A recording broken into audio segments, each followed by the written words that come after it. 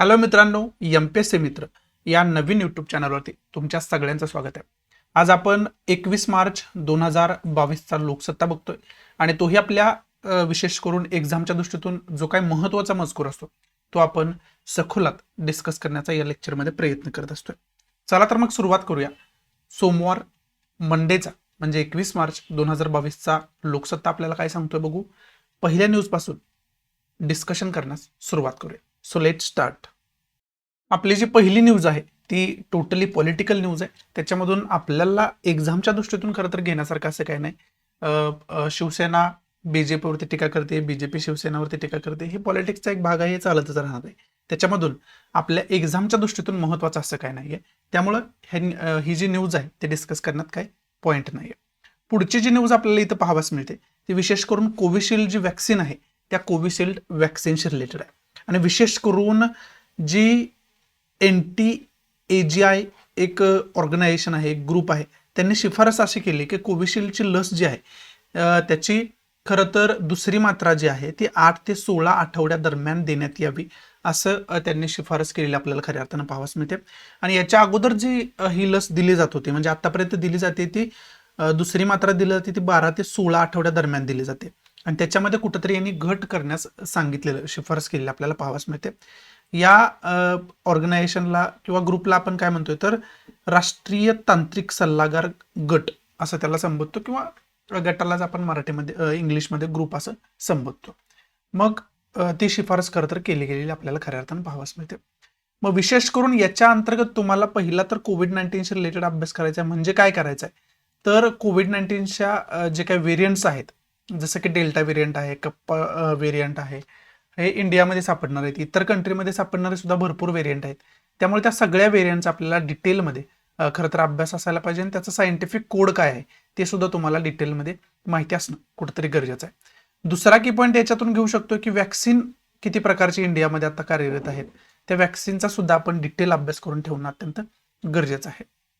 आणि एकंदरीत जगामध्ये कोणकोणत्या कंट्रीनं विशेष करून कोणकोणतं वॅक्सिन डेव्हलप केलेलं आहे याचे सुद्धा इन्फॉर्मेशन खऱ्या अर्थानं असणं कुठंतरी गरजेचं आहे.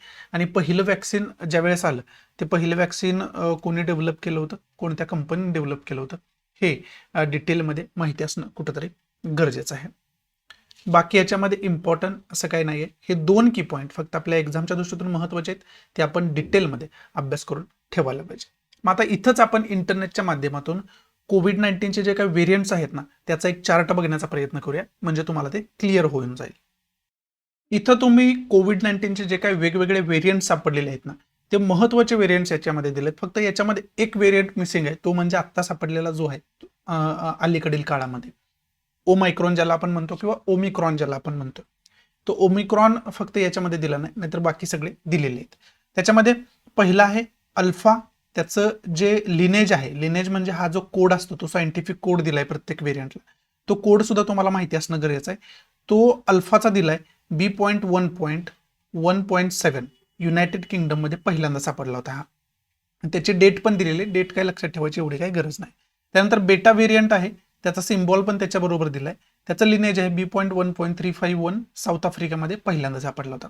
त्यानंतर गॅमा व्हेरियंट आहे P.1, त्याचं लिनेज आहे ब्राझीलमध्ये पहिल्यांदा सापडला होता. त्यानंतर डेल्टा व्हेरियंट आहे B.1.617.2 हे त्याचं खरं तर लिनेज आहे, तो इंडियामध्ये खरं तर पहिल्यांदा सापडला होता. त्यानंतरचा व्हेरियंट जो आहे जसं की डेल्टाचं तुम्ही B.1.617.2 इंडियामध्ये पहिल्यांदा सापडला होता, तसा इंडियामध्ये आणखी एक पहिल्यांदा सापडलेला व्हेरियंट आहे, तो अगोदर पहिल्यांदा तुम्हाला सांगतो. तो आहे दुसरा आहे कप्पा व्हेरियंट, त्याचं लिनेज आहे B.1.617.1. हा पण इंडियामध्ये पहिल्यांदा सापडला होता. पहिल्यांदा कप्पा सापडला होता, त्यानंतर डेल्टा सापडला होता आणि त्यानंतर तिसरा एक व्हेरियंट सापडला होता. त्याचं लिनेज फक्त पाठीमागं 0.3 एवढा फरक आहे त्याच्यामध्ये. म्हणजे याचं 0.1 आहे, याचं 0.2 आहे, त्याचं 0.3 आहे. बाकी 1.617 जो पहिला कोड आहे B.1.617 हा सगळ्यांचा सेमच आहे. त्यामुळे ह्याची एक वेगळी लिस्ट तुमच्याकडे असणं गरजेचं आहे. ह्याचं एक वेगळं इन्फॉर्मेशन तुमच्याकडे असणं गरजेचं आहे, कारण हा इंडियामध्ये स्पेसिफिकली हे व्हेरियंट सापडले होते. त्यामुळे याच्यावरती क्वेश्चन येण्याची दाट शक्यता होते. त्यानंतर एप्सिलॉन आहे, त्याचं लिनेज B.1.427 और B.1.429 आहे युनायटेड किंगडममध्ये, युनायटेड स्टेटमध्ये पहिल्यांदा सापडला होता. त्यानंतर झेटा व्हेरियंट आहे P.2, हे त्याचं लिनेज आहे ब्राझीलमध्ये पहिल्यांदा सापडला होता. नंतर एटा व्हेरियंट आहे B.1.525, अनेक कंट्रीमध्ये हा सापडला होता, कोणत्याही एका कंट्रीमध्ये सापडला असं याला म्हणता येत नाही. त्यानंतर थेटा व्हेरियंट आहे P.3, त्याचं लिनेज आहे फिलिपाईन्समध्ये पहिल्यांदा सापडला होता. त्यानंतर आयोटा व्हेरियंट आहे B.1.527 युनायटेड स्टेटमध्ये पहिल्यांदा सापडला होता. त्यानंतर कप्पा व्हेरियंट आहे B.1.617.1 इंडियामध्ये पहिल्यांदा सापडला होता, हे ऑलरेडी तुम्हाला सांगितलेलं आहे. हा एकंदरीत चार्ट आहे. फक्त ओमायक्रॉन विषयीची इन्फॉर्मेशन, त्याचं लिनेज वगैरे काय ती फक्त तुम्ही बघून ठेवा. बाकी याच्यावरती कसा जरी क्वेश्चन फॉर्म झाला तरी तुम्हाला हे माहिती पाहिजे. हे कशाही पद्धतीने लक्षात ठेवण्याचा प्रयत्न करा, कोणतीही ट्रिक वापरा, कसंही करा, पाठ करायचा प्रयत्न करा, काहीही करा, पण हे तुम्हाला लक्षात असायला पाहिजे याच्यावरती कसाही क्वेश्चन फॉर्म होऊ शकतोय. पुढची न्यूज आहे ती गुळाशी संदर्भित खरं तर न्यूज आहे. आणि इथं विशेष करून तुम्ही जर पुण्यात राहत असाल तर तुम्हाला माहिती असेल, मी तर ऑलरेडी राहतोय पुण्यात, मला पण माहिती आहे. गुळाचा चहा या ब्रँड खाली अनेक दुकानं थाटलेली आहेत आणि तिथं तुम्हाला काय सांगितलं जातं की हा नॅचरल सेंद्रिय पद्धतीनं निर्माण केलेला गुळ असतोय, जो आम्ही चहासाठी वापरला असं ग्राहकांना सांगितलं जातं, असं आपल्याला भासवलं जातं. परंतु जर आपण राज्याचा, आपल्या महाराष्ट्राचा विचार केला तर 100% सेंद्रिय गुळाचे उत्पादन एकूण उत्पादनाच्या तुलनेत 1% होत नाही, म्हणजे जवळजवळ नाहीच्या बरोबरच आहे. म्हणजे एक तर ऊस पिकवला जातो, त्याला सेंद्रिय खतं वगैरे वापरले जातात, त्यामुळं त्याच्यामध्ये सेंद्रिय खतच म्हणतोय मी, जे काही रासायनिक खतं आहेत ती वापरली जातात ऊस पिकवण्यासाठी. त्यामुळे ऑलरेडी रसायन जे आहे ते तिथंच इन्व्हॉल्व्ह होते ऊसामध्येच. त्यामुळं ऑलरेडी आहे त्याच्या ऊसापासून गुळ बनतोय, त्यामुळं गुळामध्ये रासायनिक सेंद्रिय गुळ त्याला म्हणू शकत नाही आपण, रसायन आलंच त्याच्यामध्ये. त्यानंतर गुळ तयार करत असताना सुद्धा गुळाला चांगला रंग यावा, गुळ काळसर दिसू नये म्हणून त्याच्यामध्ये फॉस्फरस वापरलं जातं, सल्फर डायऑक्साईड वापरलं जातं आणि मागणीनुसार रंगाचा वापर केला जातो. म्हणजे गुळाला जो काय अट्रॅक्टिव्ह रंग असतोय ना, तो रंग प्राप्त होण्यासाठी सुद्धा काही प्रमाणात रंगाचा वापर, कृत्रिम रंगांचा वापर केलेला असतोय. त्यामुळं त्याला आपण सेंद्रिय खरं तर गुळ म्हणू शकत नाही. त्याचबरोबर गुळामध्ये गोडवा जास्त यावा याच्यासाठी साखरेची सुद्धा भेसळ केली जाते, कारण गुळापेक्षा साखर जी आहे ती स्वस्त आहे, त्यामुळं साखरेचे त्याच्यामध्ये भेसळ केली जाते. आणि सामान्य लोकांना जो उपलब्ध असणारा गुळ आहे त्याच्यामध्ये फॉस्फरस आणि सल्फर डायऑक्साईडचा वापर असतोच असतो. म्हणजे त्याचा वापर केल्याशिवाय अट्रॅक्टिव्ह गुळ आपण बनवू शकत नाही, मागणी आपण त्या गुळाची वाढवू शकत नाही, हे त्या दुकानदारांना समजलेलं आहे. आणि जे गुळ तयार करणारे व्यापारी आहेत, उद्योजक आहेत, त्यांना सुद्धा हे समजलेलं आहे. त्यामुळं खऱ्या अर्थानं ग्राहकांची कुठंतरी फसवणूक होते असं या न्यूजमध्ये सांगितलेलं खऱ्या अर्थानं आपल्याला पाहावयास मिळतं. आणि विशेष करून महाराष्ट्राचा जर विचार केला तर महत्त्वाचं ठिकाण म्हणजे कोल्हापूर आहे, जिथं खूप मोठ्या प्रमाणात गुळ उत्पादन होतं, गुळ तयार केला जातो. मग आता इथं फसवणूक कशा पद्धतीने होते तर आपल्या समजुती, आपल्या फंडामेंटल्स काय आपले चुकीचे आहेत. त्याच्यामध्ये काय तर जो गुळ आपण रासायनिक पद्धतीनं सेंद्रिय पद्धतीनं गुळ तयार करतो त्यालाच आपण सेंद्रिय गुळ असं म्हणतोय. परंतु ऑलरेडी सेंद्रिय गुळ जर तुम्हाला पाहिजे असेल तर त्याच्यासाठी जो ऊस आणला गेलाय तो सुद्धा सेंद्रिय पद्धतीनं पिकवलेला असायला पाहिजे.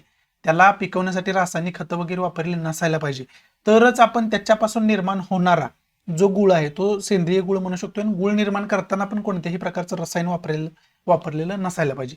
म्हणजे सेंद्रिय गुळ, टोटली प्युअर सेंद्रिय गुळ कशाला आपण म्हणू शकतोय, एक तर गुळ निर्माण करणारा म्हणजे ज्याच्यापासून गुळ निर्माण होतो तो जो ऊस आहे त्याच्या ऊसाचं उत्पादन खरं तर सेंद्रिय पद्धतीने झालेलं असायला पाहिजे.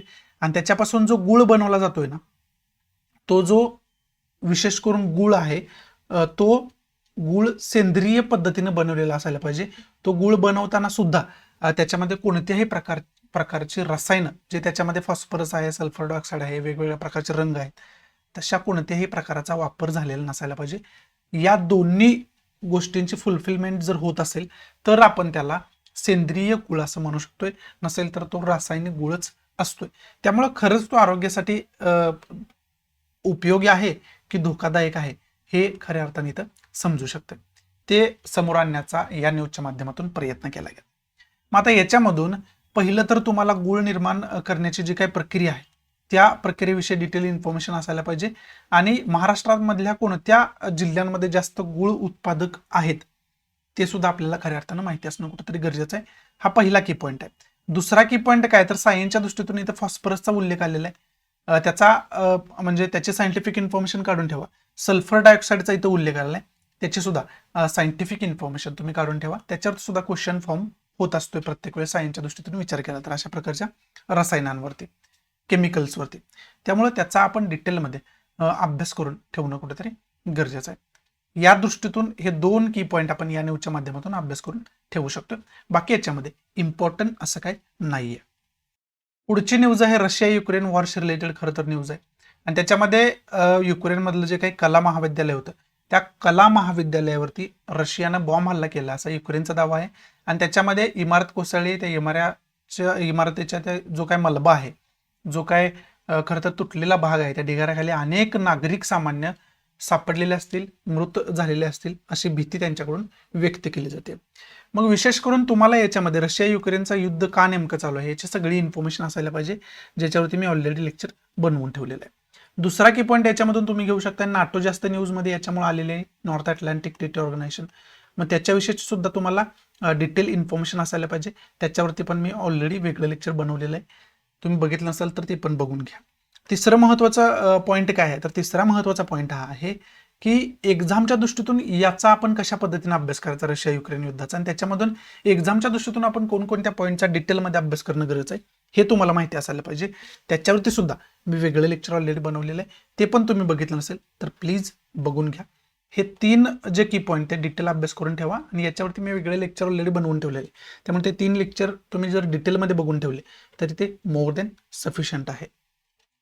पुढची न्यूज आहे चक्रीवादळाशी रिलेटेड. त्याला इंग्लिशमध्ये आपण सायक्लोन असं संबोधतो. मग बंगालच्या उपसागरामध्ये चक्रीवादळाची निर्मिती होऊ शकतोय असा अंदाज खऱ्या अर्थानं वर्तवण्यात आलाय. कारण बंगालच्या उपसागरामध्ये कमी दाबाचे तीव्र क्षेत्र निर्माण झालेले आहे. त्यामुळं जिथं कमी दाबाचं तीव्र क्षेत्र निर्माण होत असते तिथं खऱ्या अर्थानं सायक्लोन निर्मितीची शक्यता जास्त असते. परंतु याचा राज्यांवरती म्हणजे आपल्या राज्यावरती कोणताही वाईट परिणाम होणार नाही असं सुद्धा त्याच्यामध्ये सांगितलेलं आपल्याला खऱ्या अर्थानं पाहावयास मिळते. मग याच्यामध्ये लाईन टू लाईन जर बघायचं झालं तर बंगालच्या उपसागरात आणि अंदमान समुद्रात 2 दिवसापासून कमी दाबाचे क्षेत्र निर्माण झाले आहे. त्याचे रूपांतर 21 मार्चला चक्रीवादळात होणार आहे असा अंदाज आहे. 2 दिवस चक्रीवादळाची स्थिती कायम राहणार असून ती अंदमान निकोबारच्या दिशेने जाणार आहे असं याच्यामध्ये खरं तर सांगितलेलं आपल्याला पाहावयास मिळते. त्यामुळं याच्यातून पहिला तर की पॉईंट तुम्हाला माहिती पाहिजे की सायक्लोनची निर्मिती कशा पद्धतीने होत असते, म्हणजे चक्रीवादळाची निर्मिती होण्याची प्रक्रिया काय आहे हे तुम्हाला माहिती पाहिजे. जॉग्राफीच्या दृष्टीतून ते खूप महत्वाचं आहे. आणि हा पॉईंट डिटेलमध्ये अभ्यास करूनच ठेवा तुम्ही. कारण का तर याच्या अगोदर यस सायक्लोन आला होता, त्यामुळे सुद्धा म्हणजे यस चक्रीवादळ आलं होतं. त्यामुळं खरं तर चक्रीवादळ हे प्रकरण जास्त न्यूजमध्ये होतं. त्याच्या अगोदर निसर्ग आलं होतं, त्यानंतर टायफून आलं होतं. हे वेगवेगळी चक्रीवादळ येत असतात. त्यामुळं चक्रीवादळ हा टॉपिकच जास्त न्यूजमध्ये वारंवार असतो. त्यामुळे त्या टॉपिकची डिटेल अभ्यास करून ठेवण्याचा प्रयत्न केला करा. त्याचं सखोल इन्फॉर्मेशन तुमच्याकडे असायला पाहिजे खऱ्या अर्थानं. आणि याच्यामध्ये जे काही लोकेशन सांगितलेले आहेत ती लोकेशन सुद्धा खरं तर माहिती असणं गरजेचं आहे. बंगालचा उपसागर तर तुम्हाला सगळ्यांना माहिती असेल. फक्त या चक्रीवादळ आलं तर याला मग काय नाव दिलं जाते आणि याची निर्मिती कशी होते ह्याच्याकडे फक्त आपल्याला लक्ष ठेवण्याची गरज आहे. ते तर आपण विशेष करून बघणारच आहोत. ज्या वेळेस न्यूजमध्ये असेल त्यावेळेस आपण डिटेलमध्ये अभ्यासाचा करणारच आहोत. आणि 21 मार्चचा जर विचार केला तर आजच 21 मार्च आहे. त्यामुळं आज या वादळाची निर्मिती होण्याची शक्यता आहे. हे तर चक्रीवादळ येण्याची खरं तर शक्यता आहे. त्याच्यामुळं वातावरणात थोडासा बदल होण्याची सुद्धा शक्यता आहे. पुढची न्यूज आहे केंद्र सरकारचा नदी पुनरुज्जीवन प्रकल्प आहे. तो नवीन प्रकल्प खरं तर मांडण्यात आला आहे आणि त्याच्यामध्ये 13 प्रमुख नद्या ज्या आहेत त्यांचा समावेश आहे. विशेष करून वनक्षेत्र जे आहे ते वाढवण्यासाठी या नद्यांचं पुनरुज्जीवन केलं जाणार आहे. आणि त्याच्यामध्ये विशेष करून आपल्याला एक्झामच्या दृष्टीतून काय माहिती पाहिजे तर याच्यामध्ये कोणकोणत्या महत्त्वाच्या नद्या आहेत तर त्याच्यामध्ये झेलम आहे, चिनाब आहे, रावी आहे, बियास आहे, सतलज आहे, यमुना आहे, ब्रह्मपुत्र आहे, लुनी आहे, नर्मदा, गोदावरी, महानदी, कृष्णा आणि कावेरी या नद्यांचा खरं तर याच्यामध्ये समावेश आहे. त्यामुळे आपल्याला या नद्यांविषयीची डिटेल इन्फॉर्मेशन असायला पाहिजे आणि या प्रकल्पाविषयीची थोडीफार इन्फॉर्मेशन असली तर मोर दॅन सफिशियंट आहे. बाकी याच्यामध्ये इम्पॉर्टंट असं काही नाहीये. पुढची न्यूज आहे मणिपूरच्या मुख्यमंत्रीपदी जी निवड झाली त्या व्यक्तीचं नाव एन बरेन सिंह आहे. या अगोदर पण मला वाटते मुख्यमंत्री होते. त्यानंतर पुन्हा एकदा त्यांची दुसऱ्यांदा मुख्यमंत्री पदावरती निवड झाली आहे मणिपूरच्या. हे फक्त फॅक्ट लक्षात ठेवा. याच्यावरती सुद्धा कुठल्या राज्याचे कोण, आता 5 राज्यांचे इलेक्शन झाले त्याच्यामध्ये कोण कोण मुख्यमंत्री, ह्याची एक लिस्ट तुम्ही काढून ठेवणं गरजेचं आहे. याच्यावरती सुद्धा जर करंटमध्ये क्वेश्चन विचारलं तर विचारू शकता, कंबाईनला वगैरे क्वेश्चन त्याच्यावरती येऊ शकतो. त्यामुळे तशा पद्धतीने आपण त्याचा अभ्यास करून ठेवणं कुठेतरी गरजेचं आहे. इथं आपला आजचा 21 मार्चचा लोकसत्ता खऱ्या अर्थानं समाप्त होतोय. जो काय महत्वाचा मजकूर होता, जो काय IMP मजकूर होता स्पर्धा परीक्षा दृष्टीतून लोकसत्तामध्ये आलेला, तो आपण डिटेलमध्ये खऱ्या अर्थानं डिस्कस करण्याचा प्रयत्न केला. आशा आहे की मी तुम्हाला चांगल्या पद्धतीने याचं एक्सप्लेनेशन देऊ शकलो असेल. आवडत असेल तर प्लीज लाईक करा, नसेल तर डिसलाईक करा, आणि डिसलाईक का केलं हे कमेंट बॉक्समध्ये नक्की सांगा, जेणेकरून तुमच्या इन्स्ट्रक्शननुसार त्याच्यामध्ये मी इम्प्रोव्हायझेशन करू शकेन. सो या ठिकाणी मी तुमची रजा घेतो. भेटू आपण नवीन लेक्चरमध्ये. तोपर्यंत thanks for watching. Good bye, take care, जय हिंद.